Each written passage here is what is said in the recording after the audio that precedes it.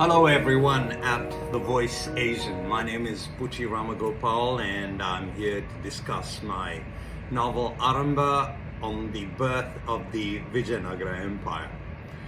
The novel begins in the year 1320 in the town of Hampi, which is on the banks of the Tungabhadra River.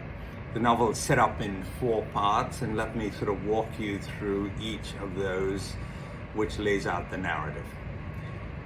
In the first part, the 2 brothers Hakaraya and Bukaraya, who are generals in the Kompili army, are facing off against the army of the Emperor Muhammad bin Tughlaq. They've thwarted him twice, but the 3rd time they do lose. They're taken prisoner and they are then transported to Daulatabad, which is the new capital of the Emperor Muhammad bin Tughlaq. The emperor is entirely aware of who these 2 brothers are and what their capabilities are, and quite clearly he has something in mind. Over a period of 4 years, when they're in a state of quasi-captivity, the 2 brothers are tested, vetted, and evaluated quite intensely. In fact, the emperor even takes the 2 of them to Delhi with him. Once the brothers have actually managed to claw their way back into relevance and to be able to win the trust of the emperor, he sends them back as the proxy rulers to Kompili, which is the kingdom where they came from initially. This gets us to the second part of the narrative, which is called Raja.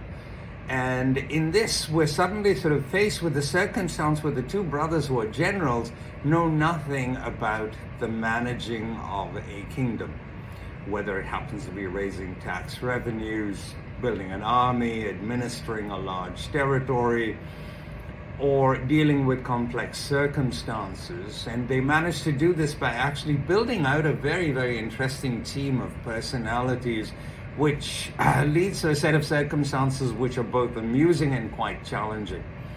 However, in the background, the emperor is facing a very different set of circumstances where he's facing an uprising in the Bengal. The Rajputs have actually risen up in rebellion.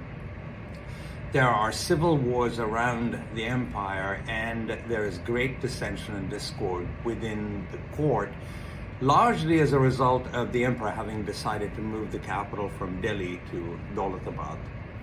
It is quite clear that he is losing his hold on a very far-flung empire, and the brothers make use of this opportunity.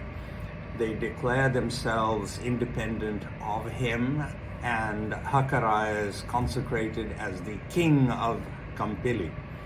Yet it is not without its own set of problems, because to the northeast, the kingdom of Kompili faces off against the Kakatiyas, and to the southwest there are the Hoysalas, both very large kingdoms, and the balancing act is quite treacherous. As we move into the 3rd section of the book, which is called Samraja or Empire, it turns out that Ballala, the king of the Hoysalas, in a really ill-advised attack on the city of Madurai, is killed. The supreme strategist, Bukaraya, realizes the opportunity and now has to convince his brother Hakaraya as to what potential this has for them.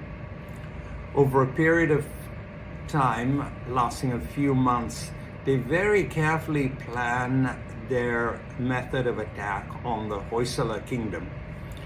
The logistics are handled very carefully because all of this will happen in a period when the summer is just scorching and has to be sort of managed carefully for both men and animals that will need to be transported.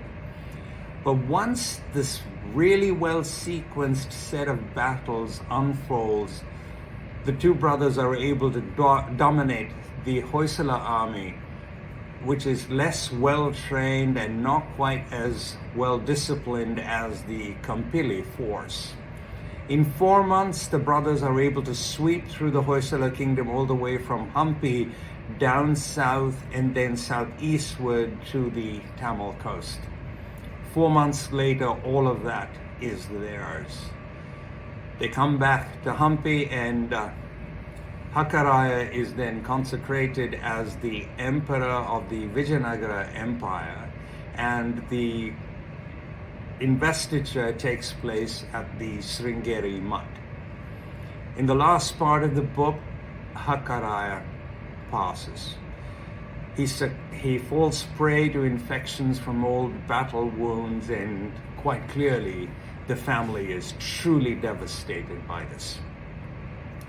Bukharaya, though the pragmatist, decides soon that it is time that they actually start to think about succession, and the succession will involve two cousins.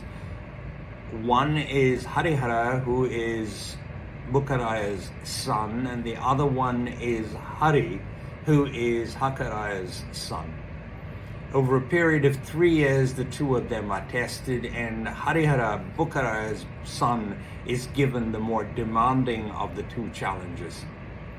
It becomes clear that Harihara, in a very thoughtful and careful manner, is able to accomplish his task, which is nothing other than to subjugate the area of land between the river Krishna and the river Tungabhadra, which is referred to as the Doab.